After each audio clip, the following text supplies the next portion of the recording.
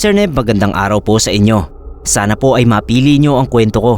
Hindi po kasi ako mapakali hanggat hindi ko rin nasi-share ang sarili kong karanasan na may kinalaman sa puno sa likuran ng aming bahay. Ako nga po pala si Jasmine. Dalawa lang po kaming magkapatid at ako ang bunso. Si Ate Joanne po ay namatayan ng anak na 1 taong gulang. Sa kagustuhan po niyang huwag mapalayo sa amin ang baby niya, ay doon niya ito pinalibing sa tabi mismo ng punong mangga sa loob ng aming bakuran. At tulad ng nasabi ko kanina, ito ay nasa bandang likuran ng bahay namin. Alam po lahat ng pamilya ko na nakakakita ako ng multo at iba pang uri ng nilalang. Bata pa lang ako ay naobserbahan na nila ito sa akin.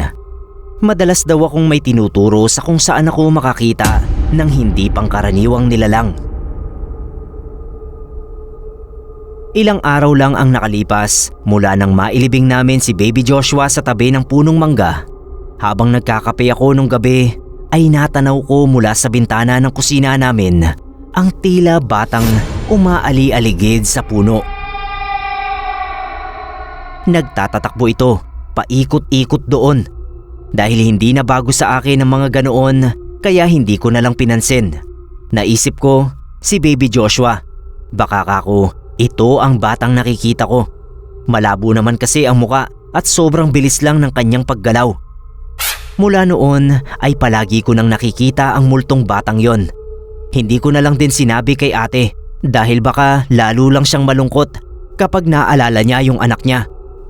Nung umalis na si ate dahil kinailangan niyang magtrabaho sa ibang bansa, ang masiglang bata na nakikita kong paikot-ikot sa malaking puno ay biglang nagbago. Nakaupo na lang ito sa paanan ng puno at hindi na naglalaro. Marahil ay ikinalungkot niya ang pag-alis ni Ate Joanne.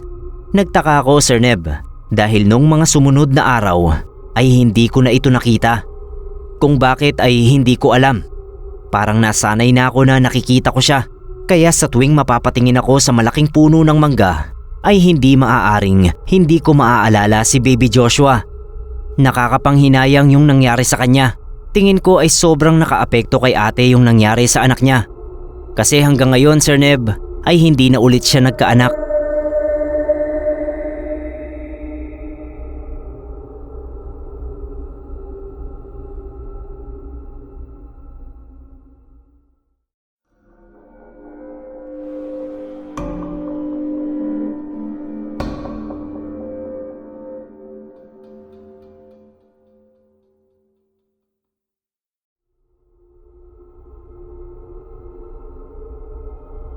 Magandang araw po.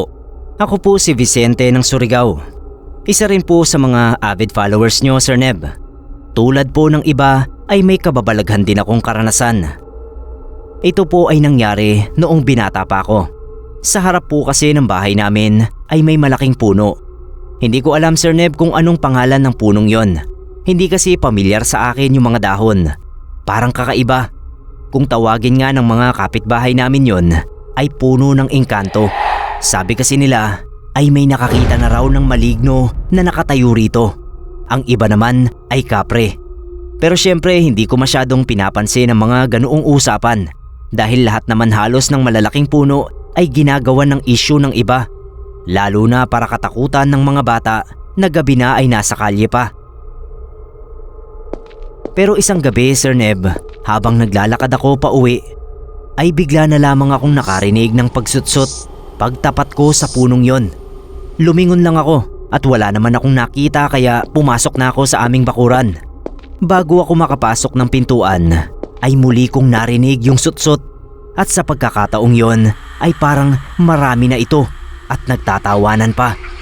Yun bang parang ikaw mismo ang pinagtatawanan? Nanlaki yung ulo ko nang muli kong nilingon yung puno sa harapan. Wala naman akong nakitang kakaiba, Sir Neb.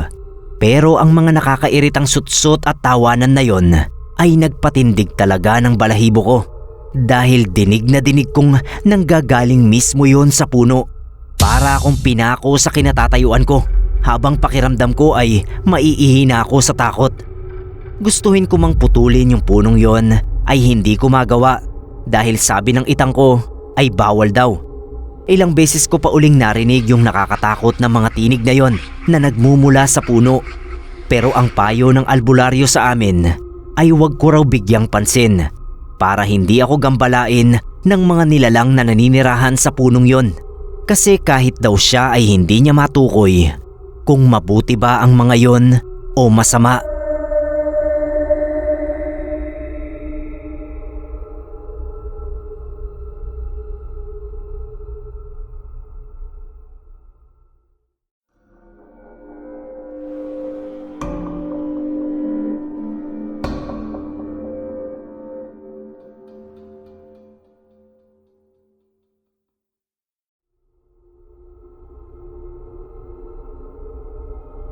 Sa lahat po ng mga taga-subaybay ng Pinoy Creepypasta, magandang araw po sa inyong lahat. Lalo na po sa iyo, Sir Neb. Tawagin niyo po akong Jinkay, katiwala ng isang rest house sa Antipolo. I-share ko lang po sa inyo ang nangyari sa amo kong lalaki noong umuwi ito galing sa ibang bansa. Pinarenovate niya yung rest house niya. Gusto kasi niya na mas lalo pa itong mapaganda dahil plano niyang mamalagi doon ng matagal. Nung magpa-renovate po siya, ay pinaputol niya ang malaking puno sa gilid ng kanyang bakuran dahil nakakasagabal daw ito sa ipapagawa niyang garahe. Pero mula nang ipaputol niya yon, ay dinapuan na siya ng sakit.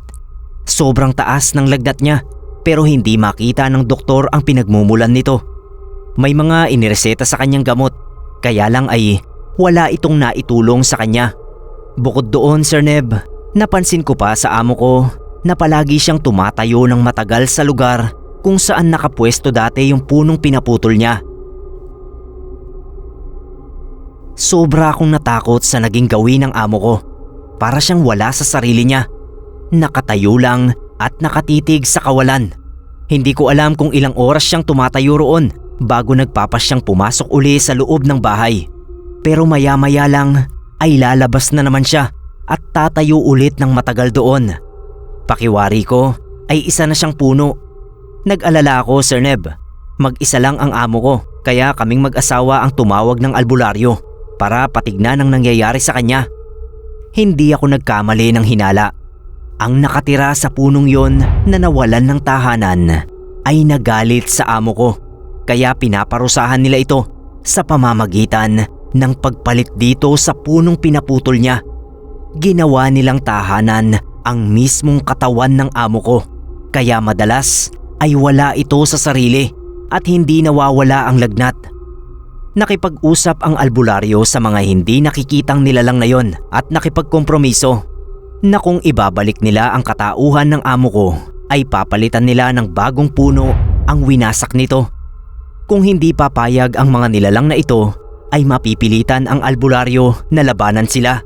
Mabuti na lang at pumayag daw ang mga nilalang na yon dahil noong oras ding yon ay nagbalik na sa dati ang amo ko. Humingi rin ito ng tawad sa mga naperwisyo niyang residente ng puno. Kumuha rin siya ng mga trabahador para magtanim ng mga puno sa paligid ng property. Pero sa kwentong ito, Sir Neb, ang pinakaswerte ay yung albularyo. Kasi akala daw ng amo ko ay mamamatay na siya ng mga oras na yon kasi nga hindi siya mapagaling ng mga doktor. At yung albularyo lang ang nagpagaling sa kanya. Ang ginawa ng amo ko ay binigyan niya ng malaking halaga yung albularyo. Noong una nga ayaw niyang tanggapin. Pero pinilit ko talaga siya na tanggapin yon kasi sayang naman. Ang katwiran ng albularyo, Sir Neb, kapag daw tinanggap niya yon ay kailangan na niyang tumigil sa kanyang propesyon. Kasi hindi daw dapat talaga nagpapabayad yung mga albularyo dahil mawawalan sila ng kakayahan. Sa huli ay tinanggap din naman ng albularyo yung pera. Pero yun nga lang, nagtayo na lang siya ng maliit na negosyo at tumigil na siya sa panggagamot kahit marami ang lumalapit sa kanya.